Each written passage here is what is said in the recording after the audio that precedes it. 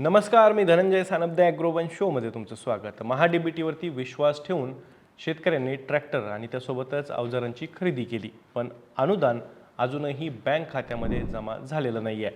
राज्यातील तब्बल 1 लाखाहून अधिक शेतकरी सध्या याच समस्येनं त्रस्त आहेत.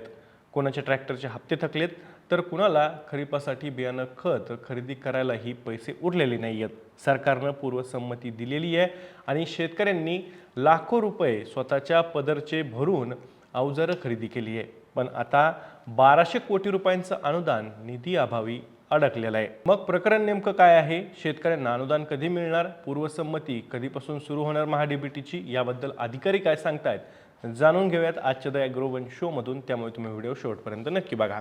तर महाडीबीटी योजनेअंतर्गत राबवण्यात येणाऱ्या कृषी यांत्रिकीकरण योजनेचा निधी अभावी पुरता खोळंबा झाला आहे. राज्यातील तब्बल 1,01,236 प्रलंबित अर्जदार शेतकऱ्यांचे 2025-26चे 1200 कोटी रुपयांचे अनुदान निधी अभावी रखडून पडलेला आहे. खरीप हंगाम तोंडावर आल्यानं शेतकऱ्यांना निविष्ठा खरेदीसाठी पैशांची गरज आहे. खरेदीसाठी पूर्वसंमती मिळाल्यानंतर शेतकऱ्यांनी ट्रॅक्टरसह विविध शेती अवजारांची खरेदी केली. अनुदान तातडीनं मिळेल या भरवशावरती शेतकऱ्यांनी खरेदी करताना पूर्ण रक्कम भरली, परंतु गेल्या 6 महिन्यांपासून अनुदान वितरण ठप्प असल्यानं खरीप हंगामात शेतकऱ्यांची आर्थिक कोंडी झाली आहे. कृषी विभागानं महाडीबीटी म्हणजेच थेट लाभ हस्तांतरण योजनेअंतर्गत अर्जदार निवडीची लॉटरी पद्धत बंद करून प्रथम येणाऱ्यास प्रथम प्राधान्य या तत्वावरती योजना राबवण्यास सुरुवात केलेली आहे. राज्य सरकारनं कृषी समृद्धी योजनेसाठी सुरुवातीला 5,000 कोटी रुपयांची घोषणा केली होती. त्यातूनच नोव्हेंबर 2025 मध्ये सुमारे 6 लाख अर्जदार शेतकऱ्यांना पूर्वसंमती तातडीनं देण्यात आली. त्यानंतर राज्य सरकारनं युटर्न घेत कृषी समृद्धी योजनेची 2,000 कोटींवरती बोळवण केली. पूर्वसंमती मिळाल्यानंतर शेतकऱ्यांनी अनुदानित कृषी अवजारांची खरेदी केली. त्यातील पात्र शेतकऱ्यांचं अनुदान वितरित करण्यात आलं. मात्र कृषी समृद्धी योजनेच्या निधीला कात्री लावण्यात आली. त्यानंतर मंत्री कार्यालयातून निधी वितरण बंद करण्याचे आदेश देण्यात आले. तसंच डिसेंबर 2025 पासून महाडीबीटी पोर्टलवर अर्जदार शेतकऱ्याला नव्यानं पूर्वसंमती देणंही बंद करण्यात आलं. त्यामुळे प्रलंबित अर्जदार शेतकऱ्यांचं अनुदान रखडलेलं आहे, असंही सूत्रांनी सांगितलंय.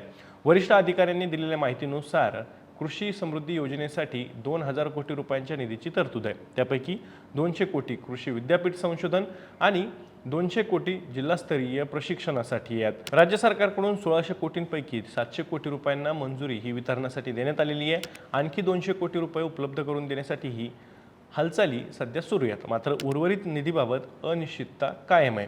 राज्य सरकारनं पूर्ण निधी वेळेत उपलब्ध करून दिल्यास प्रलंबित अर्जदार शेतकऱ्यांना दिलासा मिळू शकतो. तसंच नव्या अर्जाची पूर्वसंमती प्रक्रियाही सुरू होऊ शकते, असंही या वरिष्ठ अधिकारी सूत्रांनी स्पष्ट केलेलं आहे.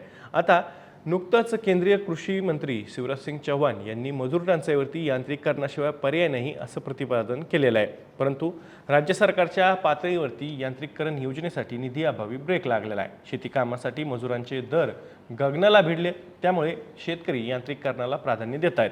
आता खरीप हंगामासाठी मशागत आणि पेरणीची तयारी करणाऱ्या शेतकऱ्यांसमोर अडचणींचा डोंगर उभा राहिलेला आहे. महाडीबीटी पोर्टलवरती ऑनलाईन अर्ज सादर केल्यानंतर तो अर्ज तालुका कृषी अधिकाऱ्यांकडे जातो. त्यांच्याकडून छाननी केल्यानंतर पोर्टलद्वारे पूर्वसंमती शेतकऱ्यांना दिली जाते. त्यानंतर अर्जदार शेतकऱ्याला ट्रॅक्टरसह विविध अनुदानाची जी काही अवजारे आहेत ती खरेदी करता येतात. परंतु निधी अभावी अर्जाचा निपटारा न झाल्यानं नव्यानं अर्जदारांसाठी पूर्वसंमतीचा टॅब हा बंद करण्यात आलेला असून निवड झालेल्या अर्जदार शेतकऱ्यांची अडचण अधिकच वाढलेली आहे. त्यामुळे पूर्वसंमतीचा घोळ मार्गी लावावा अशी मागणी ही शेतकरी करतायत. बीड जिल्ह्यातील आष्टी तालुक्यातील डुईठाण येथील शेतकरी गणेश तरटे सांगतात, महाडीबीटी योजनेच्या कृषी यांत्रिकीकरणासाठी डिसेंबर 2025 पासून पूर्वसंमती राज्य सरकारनं बंद केलेली आहे.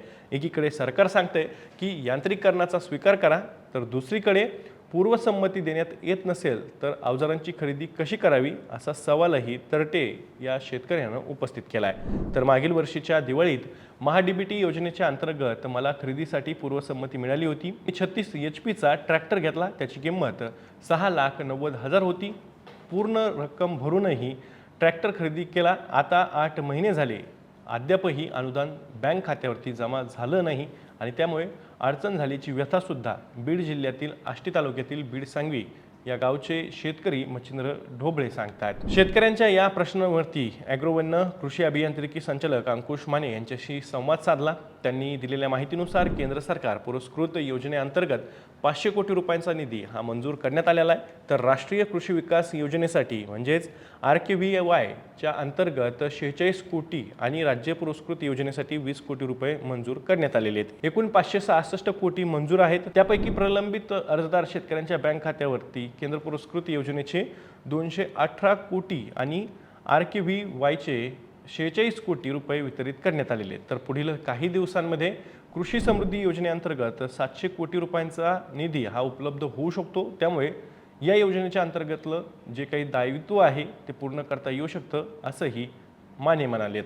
एकीकडे सरकारकडून शेती यांत्रिकीकरणावरती भर दिला जातोय। मजूर टंचाई आणि वाढते मजुरीचे दर यामुळे शेतकरीही आधुनिक अवजारांकडे यांत्रिकीकरणाकडे वळत आहेत। पण सरकारकडूनच अनुदान रखडत असेल तर शेतकऱ्यांनी लाखो रुपयांची गुंतवणूक करायची कशी, हा मोठा प्रश्न आता उपस्थित होतोय। खरीप हंगाम अगदी तोंडावर असताना प्रलंबित अनुदान शेतकऱ्यांना तातडीनं वितरित करावं आणि पूर्वसंमतीची प्रक्रिया ही पुन्हा सुरू करावी, अशी मागणी राज्यभरातील शेतकरी या सगळ्या पार्श्वभूमीवरती करतात।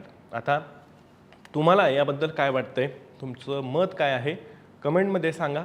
मी या माहितीसोबत तुर्तास इथेच थांबतोय। मी दररोज संध्याकाळी 6 वाजता ॲग्रोवनच्या यूट्यूब चॅनलवर शेती आणि शेतकऱ्यांच्या हिताचे मुद्दे घेऊन असतो। त्यामुळे तुम्ही अजूनही ॲग्रोवनच्या यूट्यूब चॅनलला सबस्क्राईब केलं नसेल तर लगेच सबस्क्राईब करा। व्हिडिओ जास्तीत जास्त शेतकऱ्यांपर्यंत पाठवण्यासाठी व्हिडिओला लाईक आणि शेअर नक्की करा। आपण पुन्हा भेटू, तोवर तुम्ही तुमची आणि तुमच्या जवळच्या माणसांची काळजी घ्या।